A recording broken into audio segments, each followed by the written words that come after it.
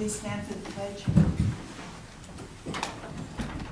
I pledge allegiance to the flag of the United States of America and to the republic for which it stands, one nation, under God, indivisible, with liberty and justice for all.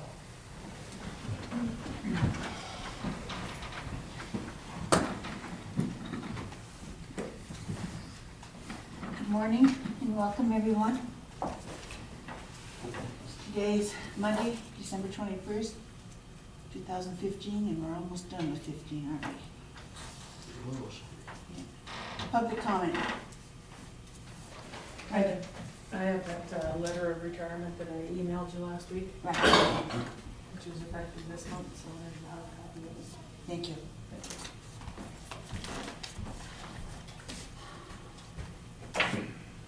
Okay, Montana Minute. Franklin. Oh, I don't know, we're getting some moisture and pretty mild weather. At least it's not as warm as it is on the East Coast. That is. I mean, there's two extremes.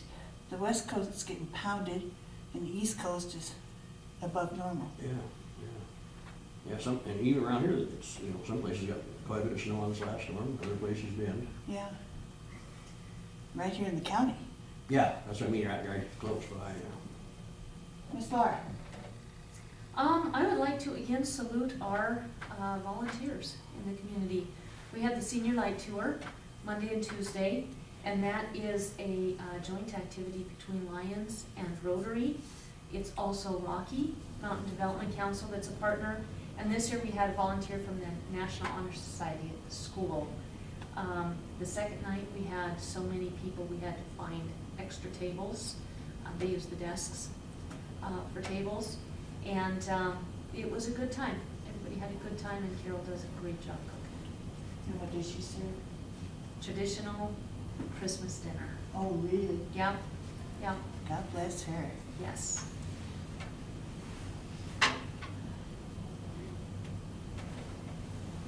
Okay, community update, Franklin. I attended the LAPC meeting, I believe that was Thursday. That's the only one I did. Okay, what's going on there? Oh, just the usual, have a working session finishing up with, I never can say her name right.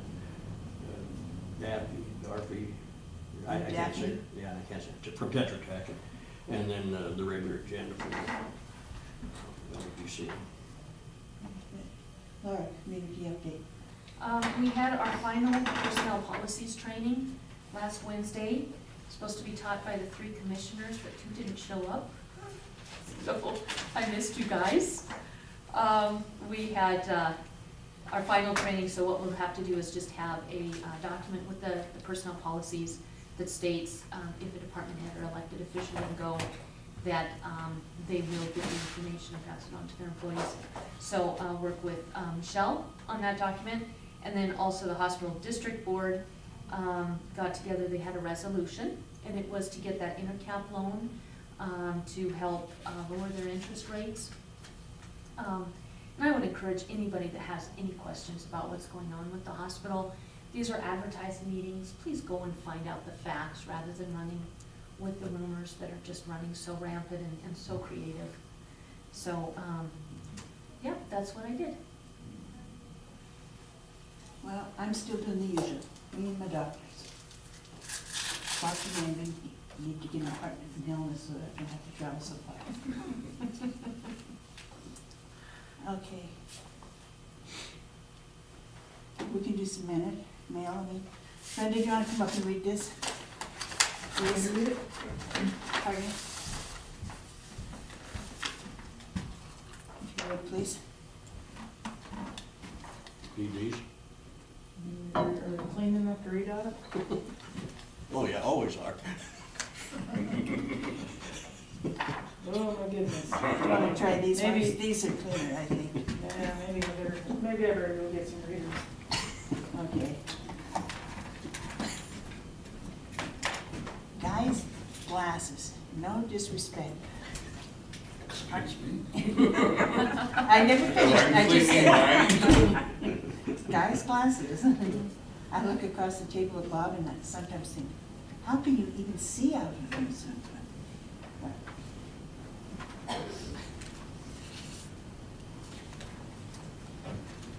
And I suspect yours must have been the same way just now. Yeah, I thought they were doing good myself, but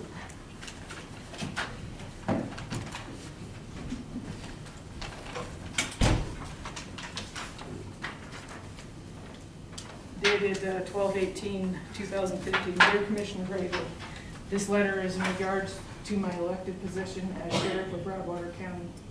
I am formally informing you as chairperson of the board. I am retiring with an effective date 12/23/2015. It has been an honor to serve the citizens of Broadwater County as their sheriff for the past 9 years. I am blessed with the finest staff in my office, whom of which I would gladly and proudly put against any sheriff's office.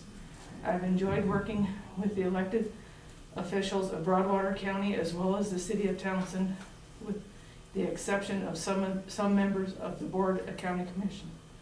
It appalls me that elected officials continuously bicker back and forth, belittle other elected officials and citizens, or for weeks on end do not attend commission meetings. As I stated in a recent county commission meeting,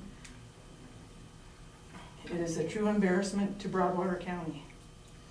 How one person on a board of 3 has so much control and influence on decisions, some of those, in my view, are illegal, is just downright scary.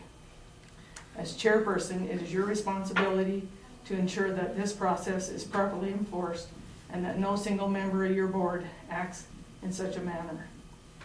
When I sat down to write this letter, I had to laugh. It is sad when the sheriff is gavelled and seeing the gavel used more in county commission meetings than in the district court and justice court hearings combined, where there is a true judge doing their duty. You swore an oath to support, protect, and defend the Constitution of the United States and the Constitution of the state of Montana, and discharge those duties of your office with fidelity, so help you God. I took the same oath, and with some of the members of your board in place, I do not feel I can sit and watch what is happening to Broadwater County. I know at least 5 employees / department heads, elected officials, who have either chose to retire or change employment within the last year. After speaking with each of them, the common denominator is the Board of County Commission. Unless change is made, Broadwater County will suffer. I am requesting future paperwork after 12/23 be forwarded to me at my P.O. Box 194, Townsend, Montana. Payroll has my bank information to forward my ending paycheck to. Brenda K. Levin, Broadwater County Sheriff. Is it signed? It is signed. Thank you. And best wishes to you in whatever you choose to do. And I appreciate the support of the community.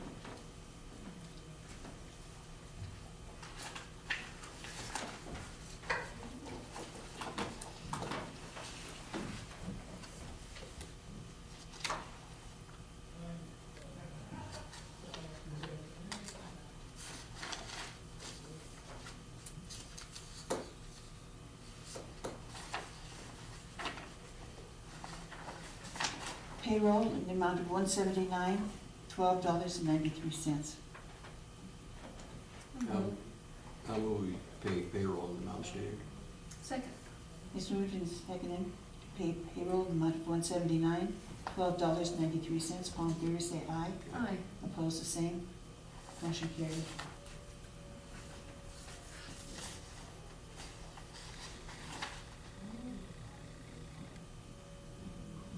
What is this doing? That is from the airport board, and those are new bylaws that they've adopted. and because they are an advisory board to both the city and the county, and the airport is on city and county property, they've asked that we also sign on to these bylaws. Should we not have a public meeting with them? They have that, we don't need it, this is just our support. And Russ, did state, I believe it was Russ, stated that, or maybe Bob McAllister, who's president, that they had worked with Corey on these. Okay. So I guess one of the board members, I should say. Comments? I guess I'll just jump back one comment though. I want to wish Brenda the best of luck and everything. And I think your letter was very appropriate. It shows the chaos that's going on in this county. Thank you for what you've done. Okay, airport bylaws. I move that we sign the airport bylaws. Fine with me. It's moved and seconded to sign the airport bylaws.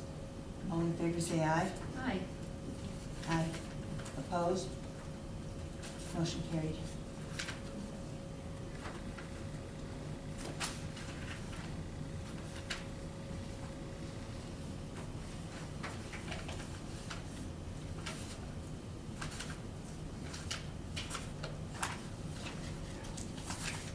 And Madam Chair, there's another signature item in the red folder that I think I put in the wrong folder. And it's right there on the top, so we should address that also with the signature items.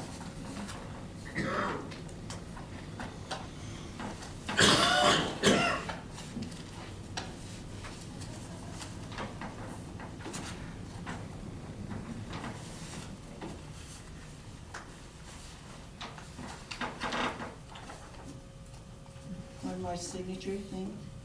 A letter to the Board of Investments regarding the intercap loan for hospital building maintenance and Dear Ms. Glenn, Broadwater County Board of County Commissioners realize the importance of having our hospital for local economy, school, families, and business climate. We have worked with our hospital for the good of our community and appreciate this opportunity to work with Intercap and the Montana Board of Investments to secure a loan to help the building upkeep, maintenance, and construction needs.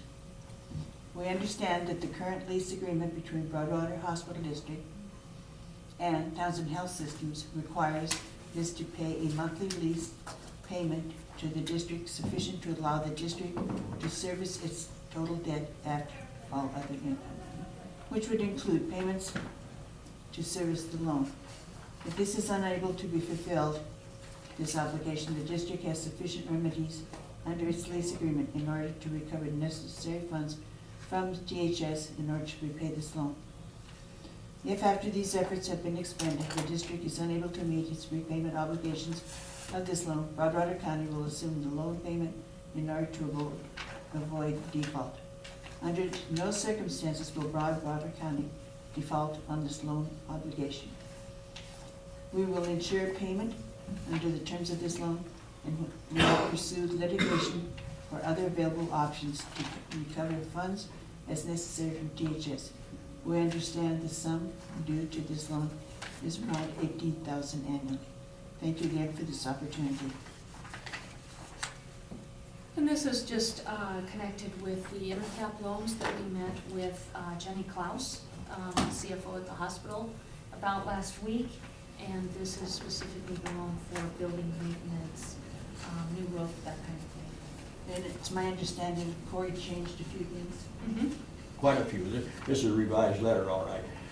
The letter that was out there originally, it come right out there and said that they can't make their payments. Broadwater County's gonna do it, and is gonna pay, I think, over that another $18,000 annually and all that stuff.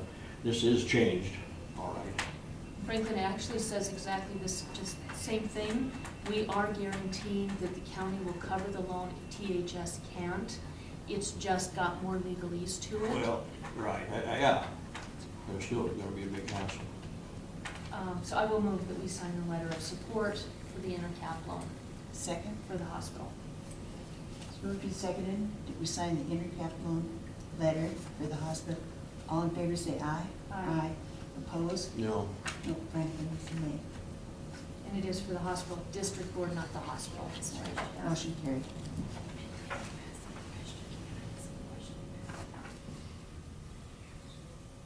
Are you allowed to ask questions now, or does it have to wait? Should be able to. I was wondering, why does the county have to back this loan? Ask, say that again, please. I said, why does the county have to back the health, hospital loan? I'll answer one thing on that. It's illegal to. There's a statute. The county cannot loan their credit or money or anything else like that to a private entity. So it's a real gray area there yet, but it's a statute there. I guess what I'm asking you is, why do you as commissioners think it's appropriate to back this loan? We That's own what the I'm building. asking. Pardon me? We own the building, and so it's up to us to, for the upkeep of the building. Okay. It's also legally required by InterCap. They can't do a loan to a hospital district board, which is a political subdivision to a county, without the county commission and the county attorney agreeing to it. It's just in the law. Question answered. Other questions? Doug, come on up.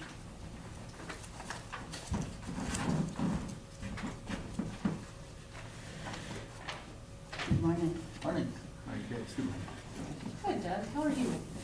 Doing okay. Ready for Christmas to be over. I think most of us are, other than the little kids. I came up about a week ago when you talked to you about superintendent of schools. I found someone who would be willing to fill in and do anything that might come up that I couldn't handle, which so far we've never had anything, so. And I told her it's Virginia Pool is the one that said that she would take this. And I really don't anticipate it ever being anything. I don't think we'll probably ever have anything for her to do. If on the off chance we do, it's gonna be something that probably no one would want to do. It's gonna be it would be more of a,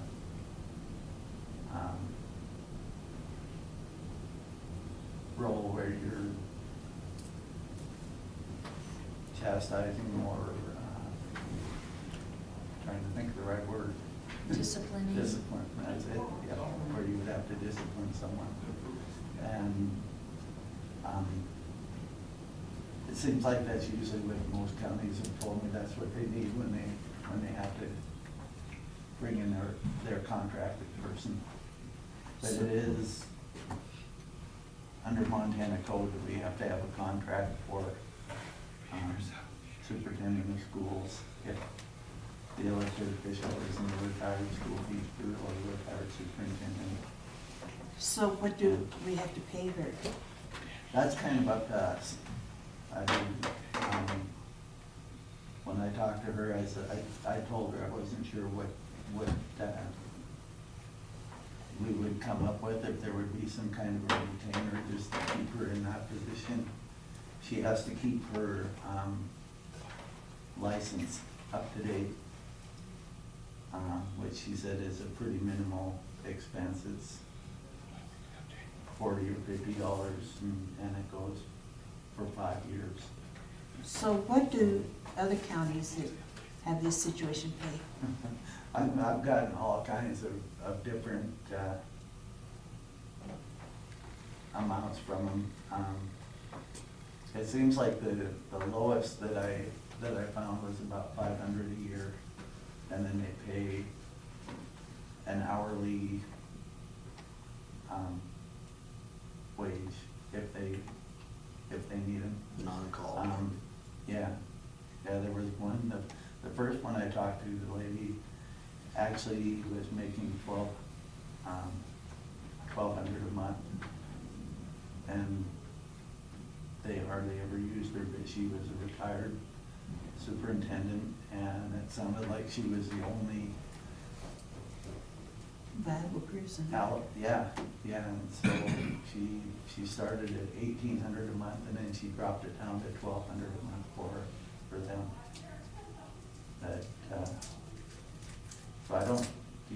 it's kinda up to us to set the amounts that we want.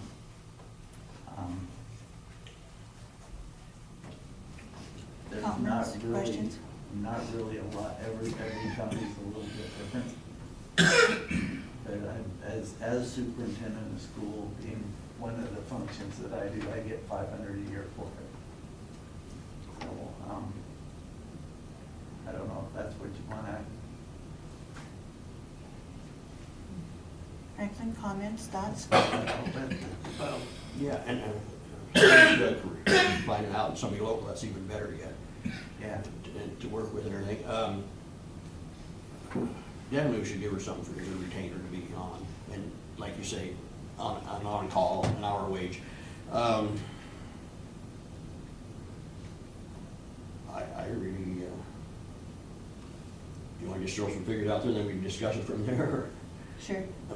What, if you was figuring on an hourly wage for superintendent, what would it be, do you think? For under, as county Yeah. superintendent?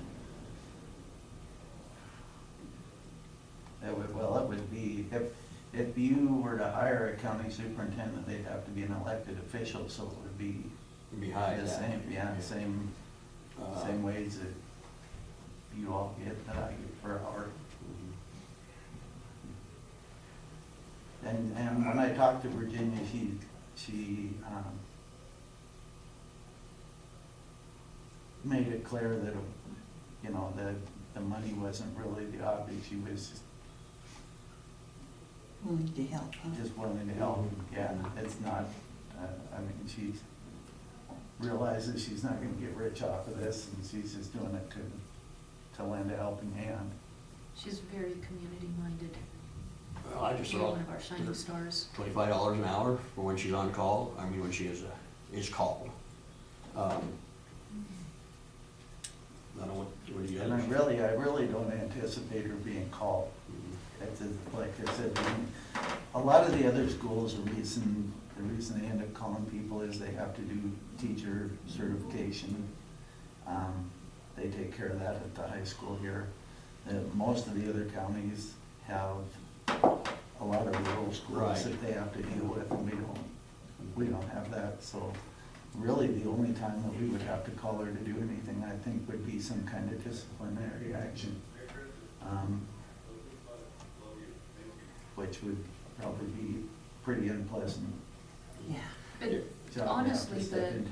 the superintendent at the school would handle that for the most part. It would just be in their absence. Right, Yeah, Right. so even that would be pretty minor. Assistance and signing off on your reports is really the only thing they're needed for on an annual basis. there was one county 3 or 4 years ago that their superintendent,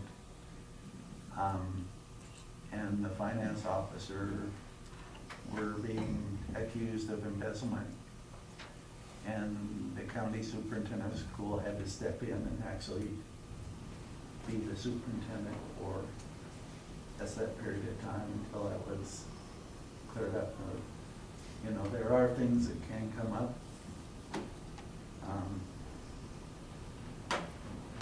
We've been pretty blessed in our community to have dedicated people in the school, and I don't see anything like that No. ever arising, but you have to be prepared for just in case. Right. Yeah. Cost. I- Retainer cost. We got an hourly. Franklin was gonna throw out a number for a retainer.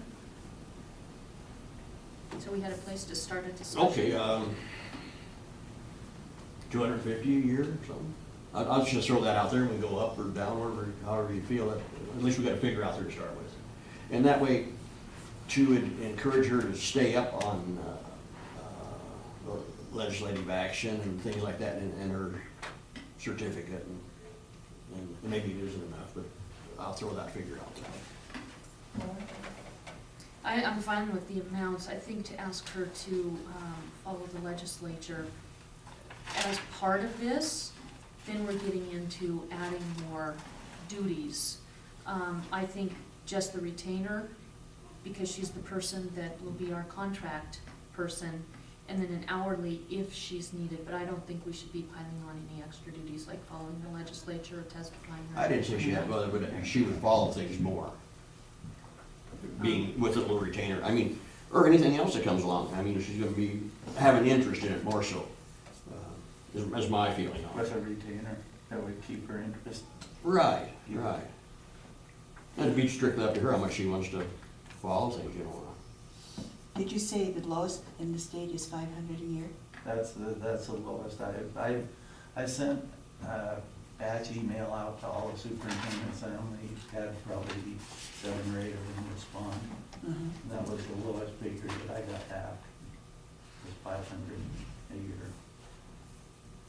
And that was Craig, and the name of the county he's in right now, I think, Blaine County.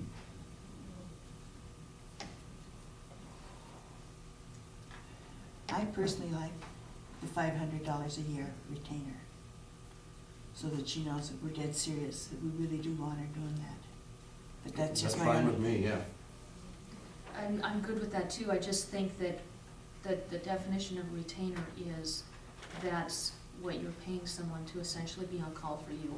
I think if we start attaching things to it like you will, we're getting ourselves into a position where they're going to be sending bills for 25 an hour for all those things. Mhm. So I think we Yeah. need to be very specific that the 25 per hour is just if you call with a need, and then the retainer is because they are essentially our on-call Right. person. Yeah, that's the way it should be. Right. Definitely, yeah, that's what it was. Yeah. He's trying to lead things every which way. I would Anyway, let's entertain a continue on. motion.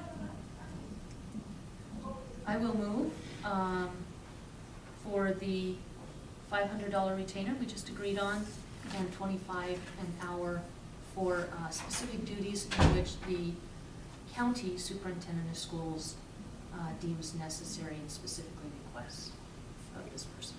I'll second it. It's moved and seconded that we pay Jenny Poole $500 year retainer, and if she's needed and we have to use her services, it'll be $25 an hour. All in favor say aye. Aye. Opposed, the same. Motion carried. Thanks for doing that, Doug. Thank you. Now, would you like me to contact Corey? Yes, Drop the, if you would, please. all right, I'll start on that. All right. Thanks, Thank Doug. you. Yes. Hey Corey, you're not sneaking very good if you announce and ask permission. I know. Just saying. I know. All right. Should have been like, what's that thing back there? Hello. Michael Conkey. Come on up. Morning, Commissioners. Morning, Michael. Monthly update today. We have a agenda for everybody, like always. Thank you. I just have to say, Mike, I think you do a great job. Well, thank you. I got a lot to learn yet. I think it was the 16th of November. I don't think you were here, Commissioner Dragon. We handed out this community wildfire protection plan. Is this mine then? That's your copy, yes. And I took it also to the Broadwater County Rural Fire District Board of Trustees. Gave them a month to look at it. It was on their agenda last Wednesday, and they approved it. And now today it's time for. Just like, what did you do? I needed paper. Here. Oh. He didn't pass out quite enough. Oh, well, okay. I'll have to keep one for myself. I'll give you mine when I get done. Oh, okay. I'll give it back to you. Good. There. Always prepared. I'll try Must have to. been a Boy Scout. Yeah.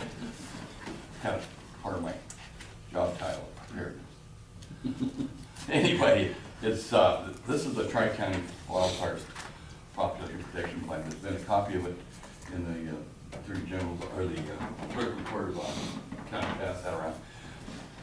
And I had this printed up, and we have it printed in black and white, just copies for everybody. It's gonna, when we have it approved by all the different ones. On the signature page, if you look on page, this page right here, the signature page, all these different entities have to sign. And we're down to the point of, the last one to sign now is Broadwater County Board of County Commissioners. No pressure. But anyway, the rural fire district looked at it, 2 of the readings, gave 30 days to review it. And the only comment I got was from Tom Schindel, chairman of the rural fire board trustees. And he said it was very dull reading. And he recommended that we put some cartoons and jokes in appropriate places to break up. That's only Tom would say, huh? Only Tom, yes. So I told him we would take it under advisement, which means We did. we did. So anyway, this is a product of our, Tri-County Fire Safe Working Group, which is the 3 counties, Broadwater, Jefferson, Lewis, and Clark County. And we have to update this thing.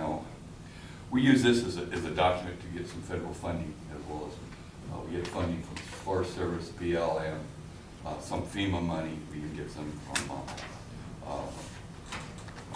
Bureau of Reclamation. And what we try to use this money for is try to do some mitigation projects around homes. We call that in the wildland-urban interface. That's just a term where people just live up in the mountains and build homes and stuff. What we want them to do is try to protect their home, build it with proper materials like metal roof, and keep all the clutter off the deck, like firewood and everything. The ideal is the home should survive by itself without a fire truck there. And there are homes that do that all the time. You look at all these fires, aerial photographs, these homes in California and Idaho, even some over in Roe Valley County, where fire will come through and burn down a lot of homes. Every once in a while, they have homes, there's nice green grass around and stuff. And they might have lost their barn, but the home didn't burn down or something, because it's a survivable space. It can survive without a firefight, a truck and engine there. We don't have enough resources to go to every home during a wildland fire. Besides, it's too dangerous sometimes, where people have too much timber and trees and can't get out, evacuation route and stuff like that. So that's our goal, and that's part of this process. And so if you got any questions, this is the item on today, to update and approve the wildfire protection plan. I do have a question. Yes, I see the city of Helena Yes. signed up, and the Yes. city of East Helena. yes. Why do we not have Townsend listed? Well, Or because Boulder? Or why not? Well, because it didn't have any wildfire threat. There was no wildfire threat. And the only reason we included East Helena is because they felt that if the city of Helena was included, which they have a lot of timber that comes down in the Right. south area and stuff. East Helena, last time in 2009, came to us and they wanted to be a co-signature. But they're not necessarily need to. It's like Broadwater, just like Townsend doesn't have any wildland fire threat per se. It's not in the urban wildland interface. But to accommodate them, Paul Spangler asked us to include East Helena, so we did. But next plan we put out, we can include, Boulder didn't want to include, Whitehall didn't want to include. And I have visited with the city council, so talked a little about that, gave them copies to look at. And they're fine? Oh, they're afraid that if you sign a document, you might have to phone us. That's true. They're kind of conservative down here. Now I'm not gonna get it approved here today.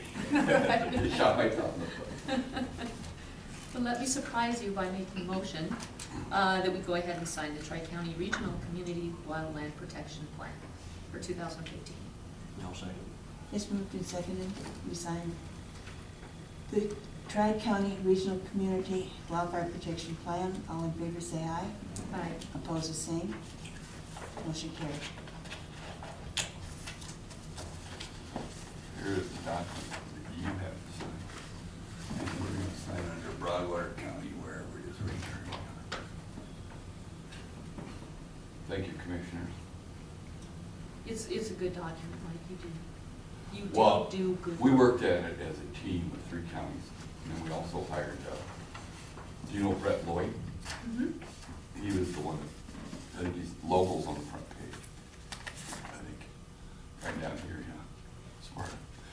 He's the one that kind of put it together. We were kind of working on this thing for actually 2 years. And it's hard to get anything done with the committee. Mhm. You just kind kind of float around and stuff. So we hired him to be the wordsmith in Fullerton County, did a good job.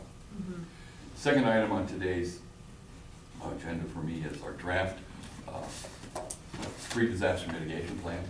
There's a copy of this that's kept downstairs on the desk there at the clerk and recorder's office. You also can go online there and get it in there on that first thing in that County PDM, pre-disaster mitigation plan.com, and the password is town, so you can get a copy of it. And we have about a 60-day comment period. And this is an open comment period until 1st of February. Comments can be sent to me at my email address or here to the courthouse. We will send all of our public comments to Daphne there with Tetra Tech, who will include them in the back of it and the comments. And then we have to, when we get it all done in February, we'll have to send it to Montana DES, then to FEMA to review. This will take up to about 3 months. And then we'll, if they have some comments, they might say it's approvable, adoptable. That means they'll give us permission to go ahead and adopt it. And then the commission, well, as well as the city council, will have to adopt that. This plan is for both the jurisdictions of Broadwater County and the city of Townsend. Now, we need this document to apply for any FEMA grants, Homeland Security grants, like we have in the past, the generator and the road radios. Also brings us money in like the Deep Creek Flood Mitigation Project. We have a pending grant, on Lynn Lane Dry Creek as well. Those grants are coming along pretty good. We have to wait until April when that little endangered species, that orchid blooms, and they'll send out a license to identify just in the road right-of-way space. 60 feet, Broadwater County has an easement on it to tell us if we have to transplant some things. So that's, we've passed the technical part of the Deep Creek flood mitigation thing. It's designed with the 3 bridges we're going to put in. Lofty and Lightning Barn, and then Carson Lane. And then a Reach 15, which is when the bar comes on down there by Terry Frost down to the bridge there on Highway 12. So, anyway, that's where we're at on that project, and it'll take a while. Any questions on this? I'm about done. I'm out of time. I didn't see a clock in here. It's over behind that wall, actually. We Oh, can Judge, see you it. don't want to see Judges, I'm lying by to see it. Yeah. That's why you can keep this, these So- arguments longer. Yeah. What do we have for moisture in the mountains? Thinking of flood. Well, we're getting some, not nearly enough. It's early yet, this is just December. We have those SNOTEL sites. You go online and get that information. But right now, we need lots more snow. We often get a lot of snow in January, February, March. The spring storms will build. It's getting up there, but I talked to Search and Rescue at LAPC meeting last Thursday. Dwayne Hellerson said that they want to do an avalanche training, Search and Rescue. They got to wait for more snow. That was going to be up at Holloway, the site there, Holloway, where they snowmobiles unload. Everybody takes off. Not much snow up there yet for that. They're just starting to do some snowmobile riding. And the ski resort's just opened, I think, here shortly after Thanksgiving. They're all praying for more snow. Some of them got a lot of snow, but I don't think we have a lot up here in the Big Bells or over here in Milquist. Any questions? No, it's a good document, and I like the way that she's bound it differently for the draft Mm-hmm. than the official will be bound, so that there's an obvious difference between the two. Yeah, there's a lot of nice maps in here and stuff about floods, all our hazards, train derailments, floodplains at the dam, the Vail. I'll leave this with you and perhaps give it to Angie and put it downstairs. And if you need more copies, let me know. And I do have some CDs, disc, if you want to copy that. And as well as you go online and comments. It's all the business I have this morning, Commissioners. Thank you for your time. Thank you, Mike. Thanks, Mike, for the job you did. You guys have fun with it. Thank you. You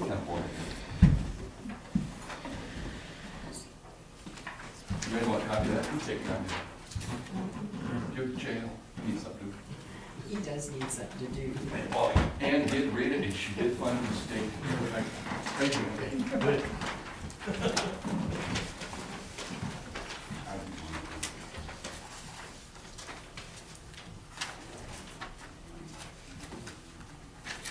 Chair, to let you know, Stevenson Wilkie Funeral Home, they emailed this morning, they're too busy to come, so they need to cancel and will reschedule I with the see holiday. that there's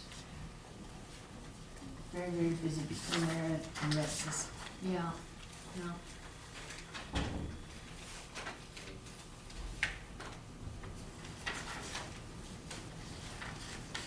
That's good, that keeps my cousin's son busy. Oh, yeah?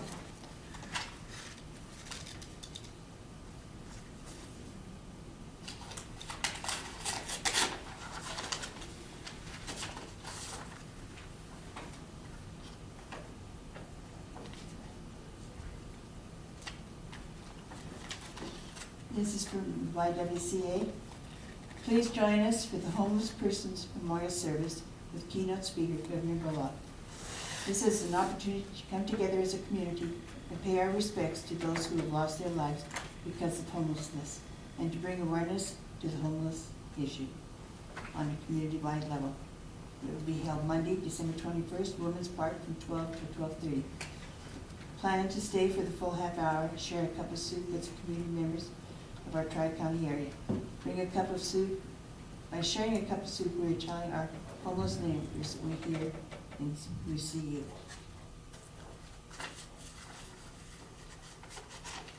That's it.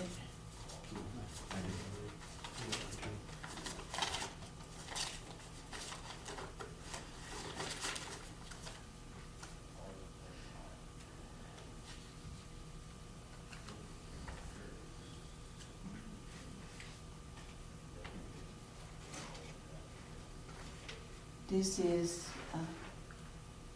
to Debbie Kelly, Harold Blatty, and Corey Swanson. And that is actually a, to go with the 11:15 meeting with Corey.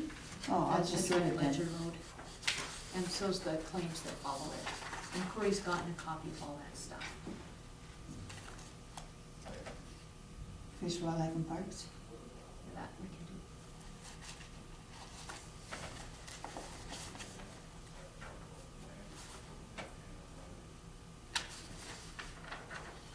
From Montana Fish, Wildlife, and Parks.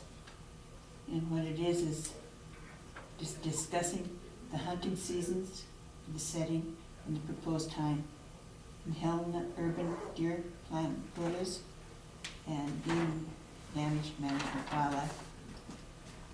And the comment periods. So it'll be up here if anybody wants to see it. Wanna see it?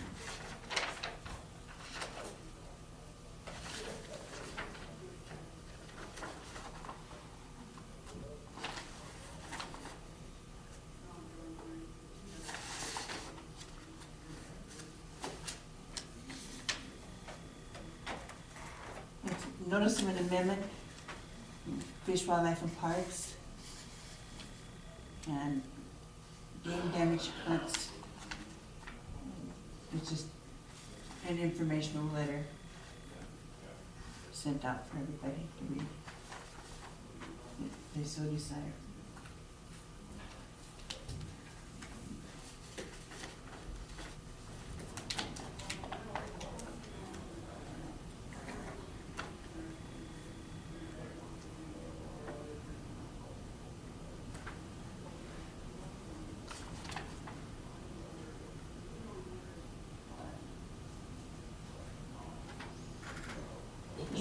Somebody else want to read these? My throat is dry and, Sure, I can give it a quick synopsis if you want. sure, that will be fine. Go for it. Can I just use this one? Come on, off the top of your head. This is a request for membership by the Association of Montana Public Health Officers. And it is just an informational sheet on who this association serves. They continue to develop relationships with legislators, DPHHS, MACO, and other key stakeholders. Keep abreast of the work of the Children and Families Health and Human Services. They have an interim committee and studies. They follow the interim committee and the studies that they have been assigned. They engage over the interim with the opposition on the raw milk issue. They assure smooth implementation House Bill 498, cottage foods legislation, engaging in Medicaid expansion waiver process as appropriate, and planning to consider policy initiatives for consideration by the 2017 legislature. The letters from Erin McGowan, who is the executive director, and she works to lobby on behalf of public health officials in the state. And I'm gonna also keep that for the Board of Health meeting this afternoon. All right. A letter from DPHHS. Enclosed you will find a copy of task order contract in the number for your organization to review and sign. Please have the authorized individual of your organization sign and date on the line provided for the signature place. Please return all signed documents to Kim. And this contract is from 2012 through 2019, ongoing contract, nothing changing. We'll move that we sign said contract on behalf of the Public Health Office. I guess the annual update.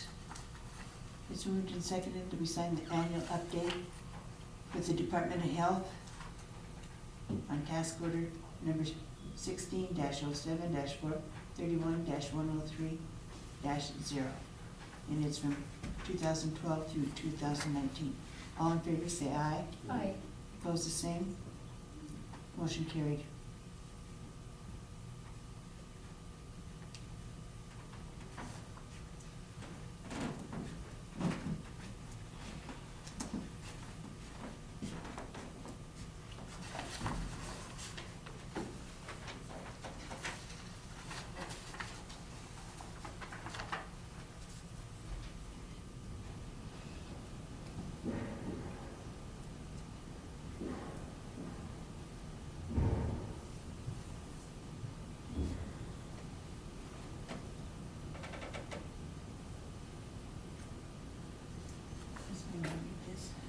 Sure.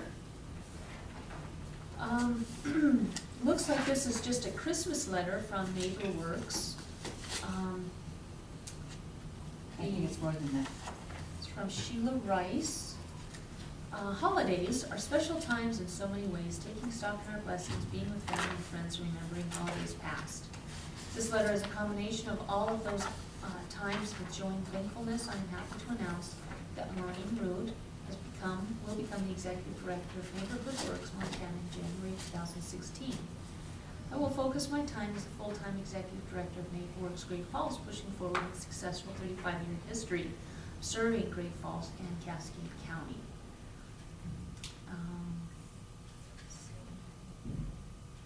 The Board of Directors of NeighborWorks Montana commissioned a transition and sustainability study to look at each organization's future.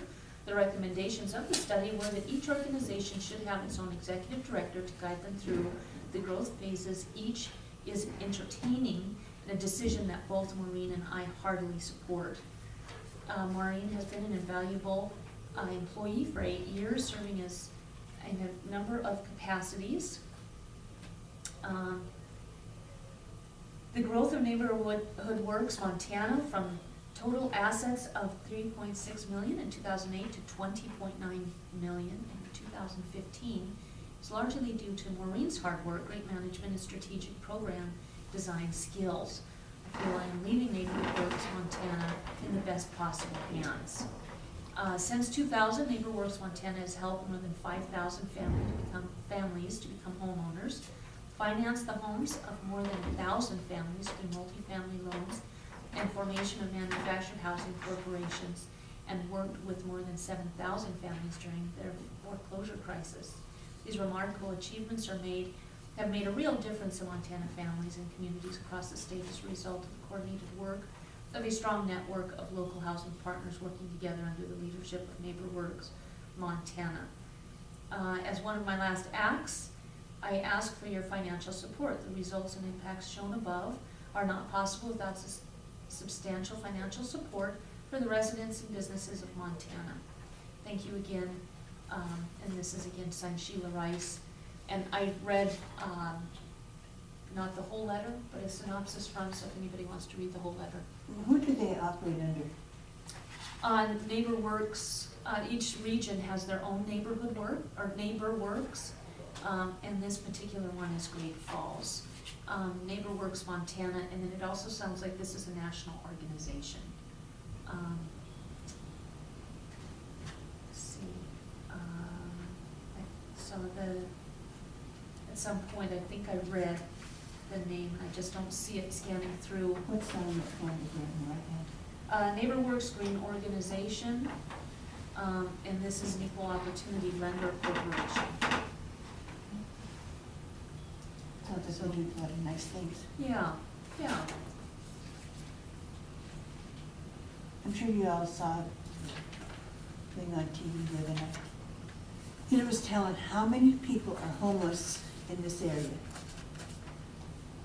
To me, it's just amazing. I mean, we're so lucky to live where we live and what we have.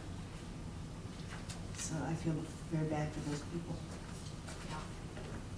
I have commission meeting minutes from December 14th. Move to approve as submitted, realizing these were sent out via email earlier this week, last week. I'll second the motion. It's moved and seconded that we sign the minutes from December 14th, 2015. All in favor say aye. Aye. Opposed the same. No.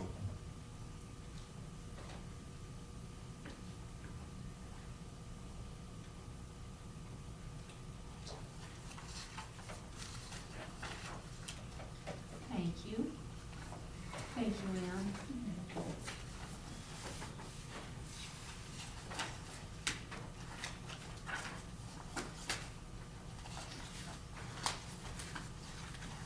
Elaine, is it okay for me to ask a question and make a statement, or do you need it at a certain time? Go for it. We mostly came today because I've been really concerned in trying to read the commissioner meetings, and I've also went online. I had a little difficulty, but I think I finally found the right place to see, you know, what, because when we get our newspaper, we get our minutes of your meetings and things late. So a lot of times if there's something that I want to come in specifically and talk about, it's usually past. But anyway, that's why I wanted to be able to do the video thing, because they are a little more updated, I think, which is appreciated. My main concern lately has been the hospital thing and the public health. And in reading these articles, and I've tried to call, and I can call Elaine too, but while you're all here together, I guess what my biggest concern there is that you're kind of, it looks like taking one person or two people from over at the hospital's word for changes that need to be made with our health system here, well, I guess you call it kind of human services. But it was working in our county, what we had, and I guess I'm very concerned with the hospital still trying to improve itself. I'm very concerned that we need to make it solvent, or as solvent as you can. It's probably never gonna make a profit, but as close to as we can, so that the county's not burdened their taxpayers with having to continually pump in money and support it. I think everybody in the community wants to keep the hospital here, and it's very important. And I'm afraid when you start delving into things that are unknown, until that is more on, you know, solvent with changing our health system, that could create a lot of problems, I think. And I think there's a lot of people, by letters that I've seen come in, someone that worked there for years, and I think dearly of, Linda Campbell, when she wrote her letter, it was for the best of our community. And if anybody should know, it's somebody that's worked there. When you start taking people's opinion that aren't in that department, I think you can really run into a lot of problems. And that's my biggest concern. And also, I was very upset today to know that our sheriff resigned. I think that all of you need to look in your heart, and even though your personalities clash, you need to find a way to communicate and work together. Franklin maybe it's like my dad was. My dad was, only went to the 8th grade because of particular reasons, but he was a very smart man, very informative. He made a good living for our family, and he made a lot of good common sense decisions. And you need a balance. Laura, you are maybe younger and more educated, and Lane's old school because she's been here for a long time. Because she's And- old. Well, we're all getting that way. And Franklin, he has brought a lot of community because he's lived in this community for years and years. So there's an equal balance there that you can work off of and share. And I wish you all a Merry Christmas, and I know you're probably tired of hearing from the public. No, thank you. Merry Christmas to you also, Janet. Did you want to respond to that? You know, I'll just share with you, Janet, if you want, some documents that we got from DPHHS and from other counties around the state. You can certainly read it over and I went online, I went over to different hospital places where they farm, excuse me, I have this in my throat. I did go online with different hospitals like White Sulphur, hospitals that are in the smaller communities, and I have tried to read about it. I'm not saying that it might not work. What I'm saying to you is I would be very, very careful in making that decision. I just think the hospital they've done a lot of wonderful things, but they've also done some things over there until they've tried and improved with the wellness clinic and different things that, okay, is it really helping our, the hospital financially? And different things that are being done. You have more employees there to deal with, more insurance, all kinds of different things like that. And I just think that this is a possibility that letting someone else run the health center is a mistake myself. That's what I think. and thank you for the opportunity to respond, Madam Chairman. I absolutely hear what you're saying, and that's by and large the reason that we're doing what we're doing. What we're doing is management. That's it. That's one of our charges. We have about 65 employees, and our job is to manage the departments, manage employees. And in that, what you do as a manager is you look at how can we provide the services at the least expensive cost? Can we grow the services with a growing community? And can we do that, again, most fiscally responsible possible? That's all we're looking into. We're not taking any opinions, we're working on data and evidence. That's it. What do the numbers say? We've been interviewing other commissioners, Commissioners Mosnes, Tom Rice, Rem. You want to tell where they're from? Sure. The whole list, it's actually on your paperwork there. Ellen and Deb from Toole County. Rem is from Powell County. Valley County, I spoke with Bruce. These are all commissioners. Choteau County, I talked with someone in the public health department. Muscle Shell, they actually have a health district, and interviewed them. Janice Hops with Pend Oreille County, she's a commissioner. Sweetgrass County, that's Susie, Commissioner Jim Stop just a Hotchkiss. minute. Janice Hopp has been clerk and recorder up there for years, Yes, before she ever became commissioner. yeah, so she wears different hats and different Right. perspectives. Deb Brandon, let's see, Tom Rice is a commissioner from Beaverhead. Their story was interesting. They used to be under the hospital, and the hospital built a new facility, they gave it back to the county. Said it's been very expensive for the county to be able to offer the same services. So that's what we're charged with, is how do we keep the tax burden down for our citizens and still provide the public services that we're required to by law? So if we don't at least look into it, we don't know that it's working perfectly right now. You have to look at things so that you can make that decision.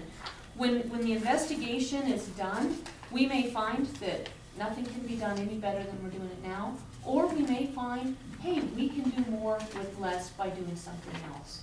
So that's all we're doing, it's management, and that's our job. But I really do appreciate the opportunity to address that for you, and I'm happy to sit down with you and show you whatever we have anytime. Are you the one that approved then, do you approve the hiring like of the financial officer over here? In the county, yes. The three of us approve the hiring of our different department heads. So, but the one over in the hospital right now was approved by this board? No, we don't approve any employees at the Okay, hospital. all right. No. Okay. And as far as the, because we have the building itself, we're responsible for the building. Do you, the county then pays the insurance and this sort of thing for the, no? No, the lease agreement states States that different? either the district or THS pays that, I don't know which one. Okay. But it's not us. But it is a county building, so it's a very tight relationship. It was set up, I think, in either 1935 or the 80s. Well, in the paper, it said something about that, I think the last one I read, that until I never pronounce his name right, the CEO, I guess, over in the hospital, asked for you to take over, for them to take it over, the health part. I thought I saw that in the paper. No, That they've you been would then make- investigating as well, because they don't want to make a decision that's going to be harmful to the community or the hospital either, so they're looking into that as well. So, Oh, yes. no proposal's been produced by the county or received by, from anybody, district or the hospital. So what originally got you started in delving into it? Every single office, every single position, every single department that has a vacancy of an employee, we do this. It's called an Okay, exit but interview. when Linda retired, then that's why you are attending a review of it? Is that what you're saying? Oh, okay. Yep, it's done all the time. Okay. Yep. I have a question. Are we gonna be discussing this at 1? That was my understanding. Mhm. Oh, okay. And there will be a time for public comment at 1? I Yeah. don't think so. Mhm. Okay. Because I have some things I'd like to share about that, all that. You want to share now too? We have Either time. way, if you're good for it. You know, commissioners, I'm not a politician. Sometimes I wonder what I am. But I've always been an advocate for the poor, for the needy, for those that are less fortunate, and children. I have a degree in social work from Case Western Reserve. My background is mental health and systems analysis. And so I tend to take a little different view than a lot of people do. I'm not so concerned about personal things. I'm looking at, do we have a system here in this county that works and serves those who are at the most need? And I have some concerns looking at some of the things I've been reviewing. I reviewed the Broadwater Healthcare study they did. And at best, it might be 40% accurate. I was real concerned with the inconsistencies in a systematic approach to giving us accurate data about Broadwater County. They skewed their sources. Montana State University did not do well. I have talked to Eric Rail, a PhD from MSU, who's involved in studies. I've shared my concerns with him and said, if you guys are gonna do something for us, I wanna see it so that we get data that really tells us what's going on in our community. And that's a fair question. Oh, and I talked to Katie Loveland from Helena. She's looking at mining data to give surveys. There's good things and bad things. If you mine the data, you're gonna get a skew. It's not gonna really tell you what's going on in our county. Have some concerns about her approach. I've asked to meet with her next week. We're gonna go have lunch and really try to figure out stuff. Both of them, the costs are really unknown. But I guess from my point of view, I've heard differing things about the field diversion grant. And at some point, I'd like feedback from the commissioners, not today. No. But I need to know if I should go forward with this or if I shouldn't. Who's gonna handle it? Who in the county is going to be kind of managing things? Because I don't understand that. As far as public health, I have worked with the two nurses that have resigned. Very good people. I think they had some really good ideas on their grant. And I would ask you as the commissioners to look at the services that they did cover. We have the WIC program, they investigate deaths under 18, they do the homemaker services to the elderly, they take care of maternal child care, they have a relationship with the schools, helping them to manage health with our kids, bioterrorism, community assessment, and they investigate all types of diseases like tuberculosis, cholera, any kind of outbreaks, and they're a big part of our disaster program. That was one reason I went out to talk a little bit, because I'm feeling like I'm way behind the curve here. I've got calls into the state, and hopefully I'll get more information to get a better picture. But I think there's a lot of things we need to look at. What were they doing, and how can it best be done? I do know that in our counties here, there are I'm trying to remember the numbers. I think there's approximately 10 counties, 12 counties do run things together with a hospital, Red Lodge being one of the prominent ones.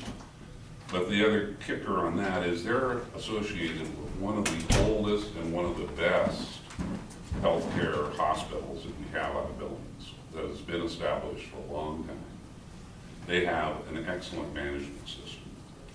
But out of 56 counties, 12 have chose to go this way, 2 fairly successfully. And the ones that are successful are associated with long-term hospitals who have good programs. They're very solvent. I don't know what all that means, other than in my 6 hours of being able to research this is what I've come up with, and I wanted to share that with you. Would ask for your careful consideration as to how we proceed. I don't have any clue as to what's right, what's wrong. I don't know. But that's why we're all here together, Mike, trying to figure this out. Hearing both sides. Yep. And I appreciate you taking the time to listen to me. Oh, no, If- we're glad. If it is, if the public health is combined, gosh, my throat today. If it is combined with the hospital, doesn't that kind of, sometimes I think that might interfere also. I think some thought should be considered to this. Young people, when I was there getting pneumonia shot not too long ago, there's a lot of kids from school that just run up, go to the health department, these sort of things. They may be more unlikely to go and do things public health wise, going to the hospital and in a more public type of venue, because there's just more people there to see you, for one thing. And I think that's some thought. I know it's a little trivial thing maybe, but, and also other citizens in the county that go and get shots and things like that. They may, it may not be something that will suit a lot of our citizens here in town. But, and I know, like you did, those 2 girls that are working over there that have been taken over since Linda left, they were excellent. I was very impressed with both of them. And so I think we're very fortunate in our community to have good people and that people that care about our community and us as individuals. Thank you. Other comments?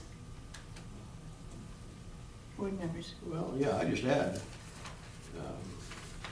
to what you folks have both just said.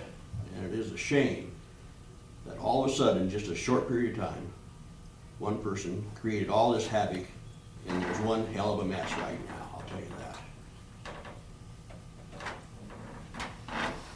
that.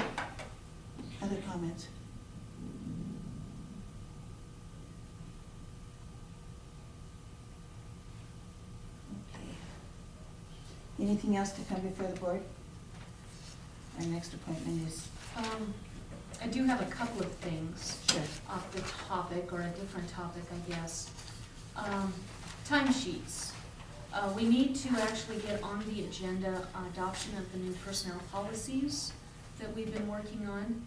One of the things that states in there, and something we should have been doing for a very long time and haven't, long before this commission, but signing timesheets of our department heads. I talked to Debbie, she said Monday morning would be fine despite the holiday. So I was wondering if you guys would like to meet at 9:45 instead of 10 o'clock next Monday to sign the timesheets. I'm fine with that. Okay with me. And then I have, I'll wait till I'm done writing it down. Fair pencil go.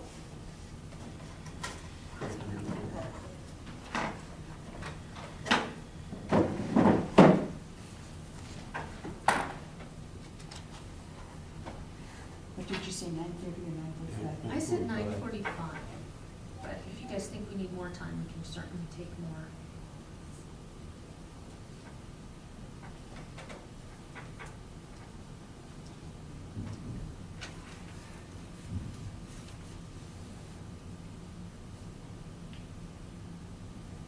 Okay, and what about personnel policy?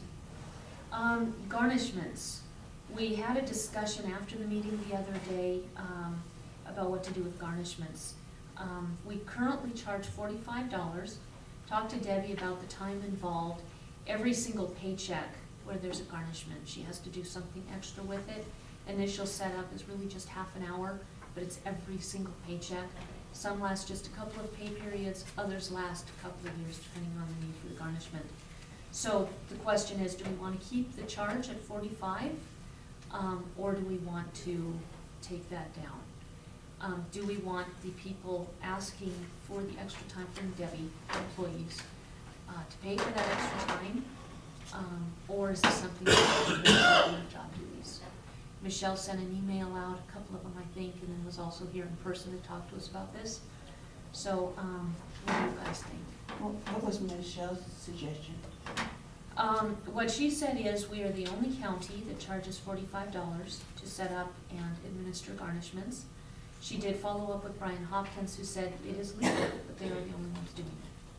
So, Debbie said that that department, I believe, probably is where it was set up. We just have never addressed it. So, do we want to keep it? Do we want to change it? Do we want to get rid of it? What do you think, Franklin? Well, if it brings on it actually work, but it must be kind of a routine once it's set up. But it sounds like you have to go through it every pay period. Right, but it should be, everything should be set, it just falls in place, right? I don't know that. I don't either. If we want, we can ask Debbie to come up and talk about that, but, based on what she told me and I just shared with you, there's something different that has to be done for that one employee's pay that isn't done with any of the others.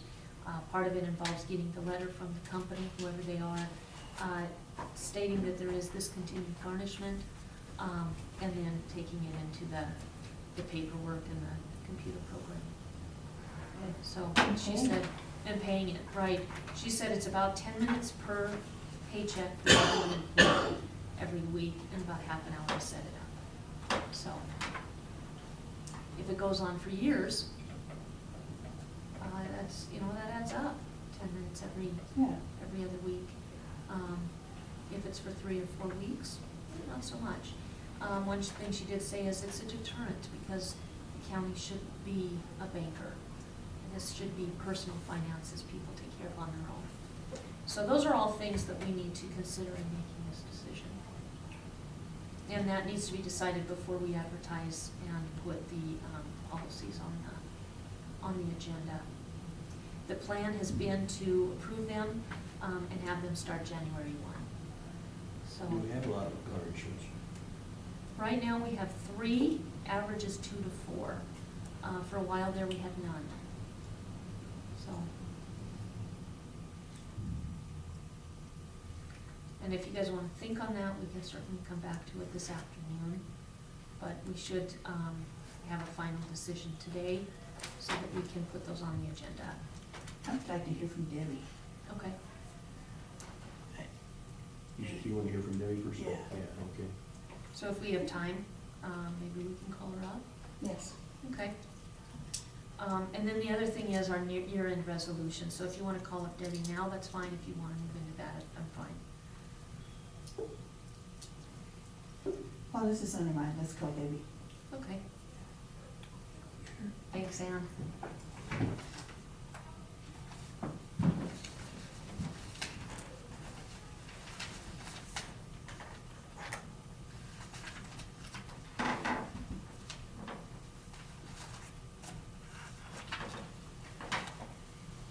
Commissioners, do you mind if I take a look at that?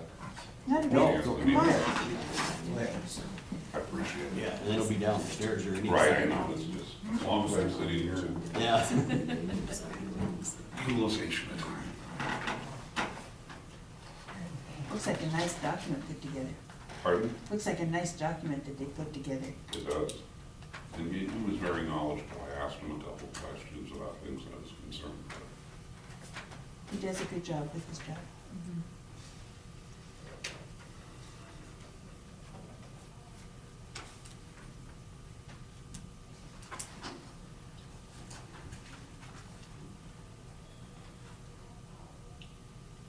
So when do we want to do the policy? I think we Right. should do it next week, so that we can then adopt as of January 1st. We talked about the garnishments before. I know you weren't here when Michelle was here, Franklin and I both were, so we were privy to what she had brought up. And we've been working on these for a couple of years now, Yeah, so kind of like to get them just taken care of. so public hearing on policy.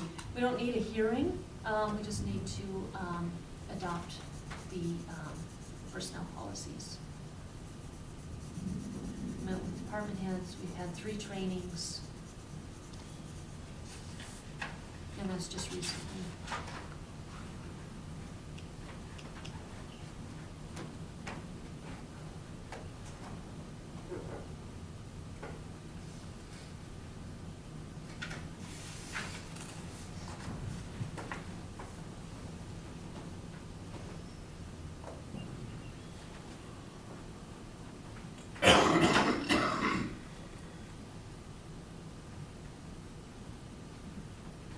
Minutes, you know. Morning, Deb. I believe it is. Come on up. Yes.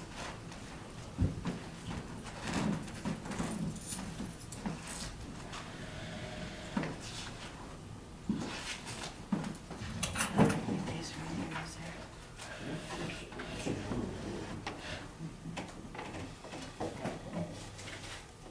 I have an eraser if you're looking for one. I do. This has an eraser, but it's a dirty eraser. Oh, look, cleans it up.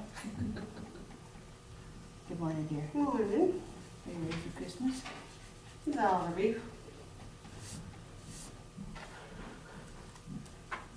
It's pretty much me taking care of it, so How's Mom doing? not very good. I'm sorry. We're on countdown. Oh, So. We'll see.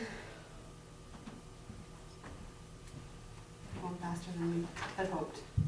okay, tell us about these garnishments. Well, at one time we had 2, one for child support and one for regular garnishments. We haven't had any child support for a while, so we really haven't collected on that one. But the regular garnishments, of course, they go through the state. Somebody gets behind in a bill, they go to the state courts, whether it's district court or criminal civil court, because they aren't paying the bill, it's on the court, and they're behind, whatever. And it comes to me as the last stop to garnish their wages. And every creditor charges a fee for every writ. Some creditors, one of the ones that we have right now, charges every check we process and send them, they charge a fee, like $27.50. So we decided, because we had so many when this was first started, that it was costing a lot of time on payroll side. to process these garnishments. And so we decided that our time was worth something too, no different than the levying officers sending us the papers to garnish these. And kind of figured it out, it takes about 20 minutes every pay period to process a garnishment. And if I have more than one, it averages out to about 30 minutes. Brand new, it takes about 30 minutes to set them up in the system, because I have to create a deduction, then I have to add that deduction to the employee, then I have to set up a report, because I have to send with the check, based on their taxes, a report that shows how much the garnishment, we can garnish up to 25% of pay period, so then I have to then report to calculate that. So we decided, probably 6 or 7 years ago, that we were going to add a policy that says the county could charge a fee of their own. We researched it, it's okay to charge these people a fee on our side, because it took extra time out of processing payroll, and we felt our time was worth something too. And so what we do is we set it up, rather than every pay period to monitor, we just took, every time we get a new writ, a flat fee, which covers the whole length of the writ to process. From our time in, time out, till it's done, it's over $45 fee. So that's where that came about, that policy. Makes sense. So that's why it was in our old policy. Now, this one, I think I had asked about that when we were reviewing the new policy. What happened to that? And did we change, or are we gonna change, or was there a decision not to do it anymore? So that $45 fee is through the continuation of the garnishment. What happens is when I get a writ, and I first set that employee up, I take that $45, that one pay period, and it lasts the whole writ. If it's a large amount of money they owe, I usually get several writs over the period of time. A year, 2 years, depends on the amount the employee has. I process it till it expires. Then they usually, the garnishing entity, the levying officer, they renew it and send me a new writ. And then you get Then we take another $45 to that individual. Sometimes we only have it once, sometimes right now I've had one we're going on our 3rd or 4th writ. So it's kind of a deterrent. It goes right back to the county, to the general fund, to help offset payroll time and effort to process the paper, everything that goes along with it. Just kind of like the levying officing companies, they charge a fee every time they send a new writ. We have a fee that they calculate out into the money owed by whatever individual we're garnishing. Everybody takes their little piece of the pie. And it's kind of, I think, as a deterrent, people will be a little better with their bills and not have that extra money coming out. It has decreased over the years. I don't see as many as I used to, but we still have a few every now and then that come in, and right now I've got 3. Are they mainly for child support or? No, A variety. well, it can be child support. One of them was an IRS levy, bankruptcy levy, people who get behind on the bills, don't pay a bill, whether it be a car, medical. Those are usually the 2 that I see pass through by the time I get it. I don't usually know, but once in a while, the levying company will send more information.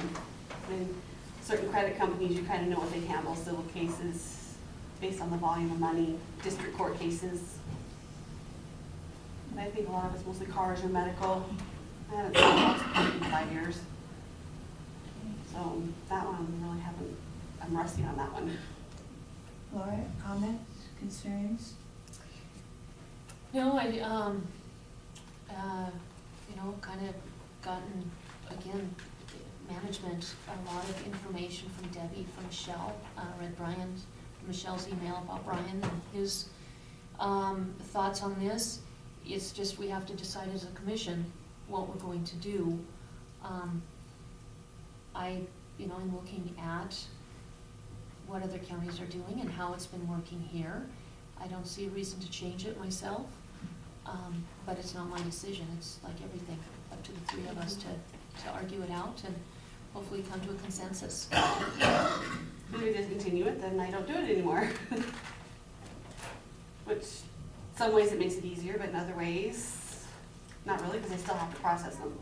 Exactly. Well, the question too has to be, is it the taxpayer's duty to pay for extra time for one employee for this additional service?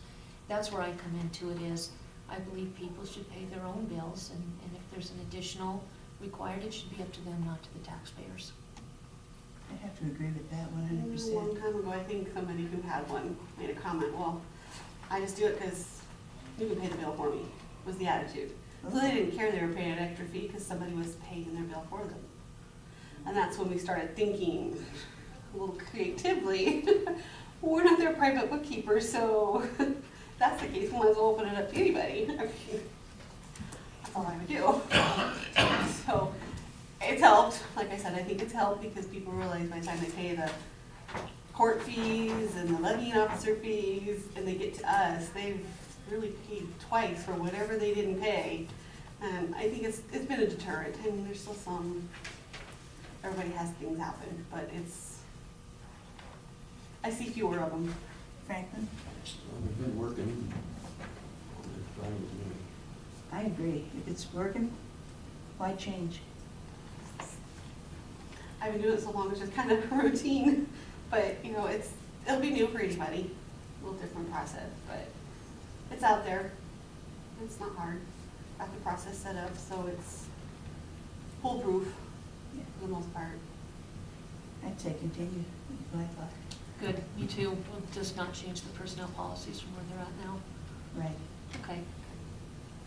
Thanks for coming up here. Yeah. I think, you know, there's all those policies, you know, whatever I can do to help. You know, they're coming up and people keep coming and asking, so they're looking, so that's good. Yes. Good. All right. Thank you. Yeah. Thank you. All right. Thanks, dear. You're welcome.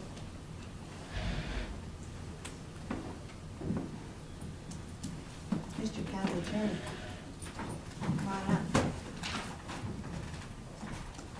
Morning, how are you? Good, How are thanks. you?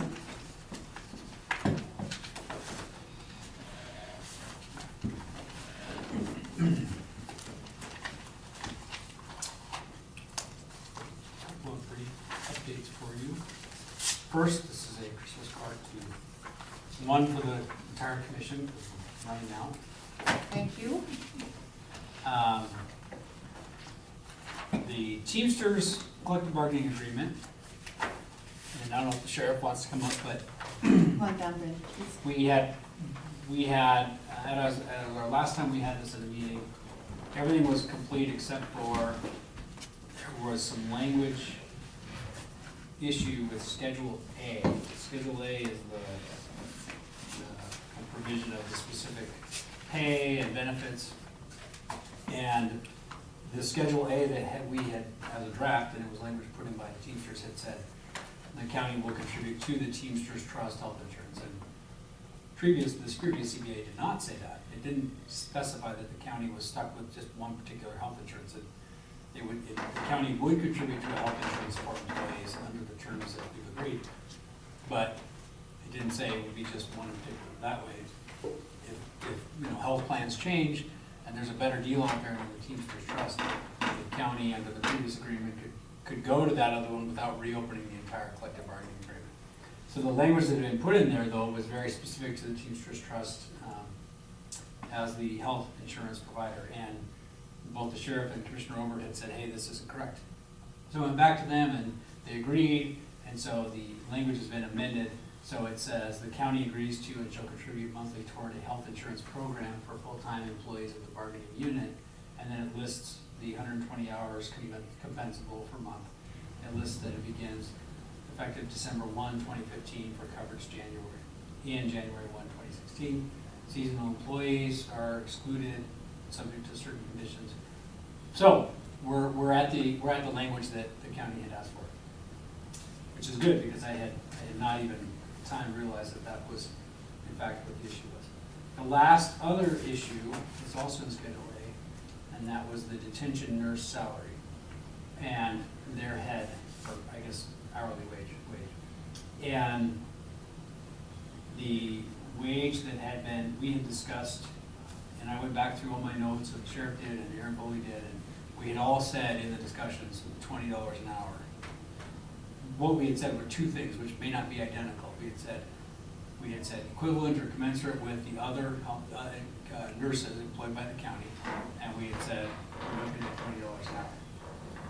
That, as I understand the other nurses, their starting wage is somewhere below $20 an hour, 18 something, I think, is that right? And, but goes up to, I don't know, what was the max, $22 for, Ish, so, yeah. Was it good, wasn't I think she was just making like 10 cents more than her staff. basically where it was we, the only number that we all had written down was $20 an hour. So I said, well, I guess we'll put $20 an hour in and come back to the commissioners, and so that's where we are. So those were the only two items that were left unresolved the last time we all looked at this. it? Is she okay with $20 an hour? Yes, that was what she understood was what the agreement had been, knowing that that's maybe less than market, but equivalent to other county nurses, and that's kind of where it was. So those are the last two issues, and if the commission is good with that, then you can sign it today, and the sheriff can sign it today. Doug Ellis will also need to sign it, and then we will send it to Aaron Foley with the Teamsters. So, Is there 2 copies? no, there's one. We probably need to do 2, don't we? I would First, we think so. keep original. Yeah. All right. Can I ask a question though before we move on to signing? Is it general, the language about the health insurance? It doesn't specify it has to be Teamsters health insurance plan, does it? Just in case we had an opportunity. Right. So, that's the new language that I, based on your and the sheriff's discussion of what needed to be, I took out, there were actually 2 different references in the first 3 paragraphs about Teamsters Trust, so I took all those out. And so it just says the health insurance provider. If you see any more, let me know, but I think I caught them all. Beautiful, yeah. Okay.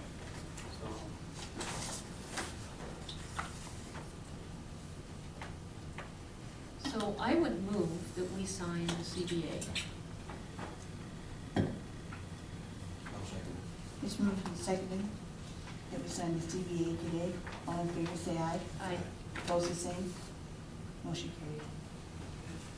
Let me go print another, so we have 2 originals. All right. So you can, if you want to start there, I'll go print another one right now.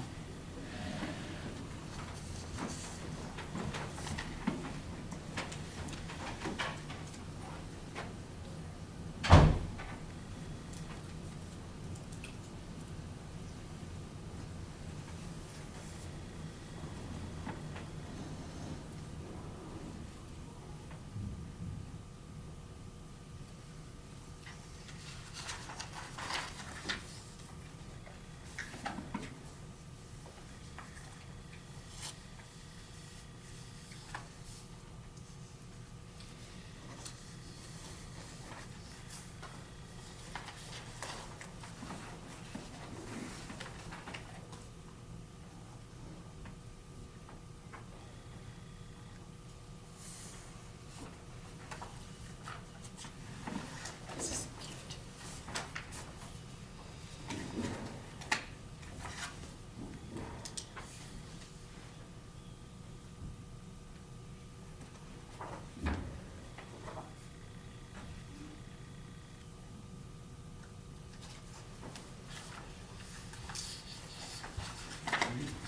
Isn't that cute?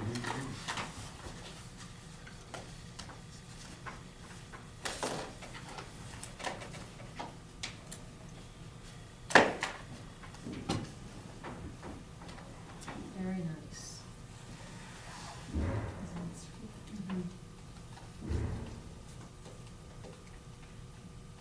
We'll be at ease for just a minute while he prints another one.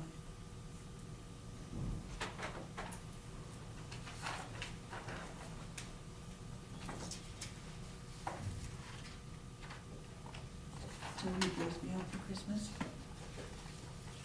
Okay. When do they get here? Chris will get over on the 24th. We didn't make it last year, so. 8 years, I think. Enjoy. I mean, Then we're all going hunting. are you? With his shoulder, whatever it's called. It was never really.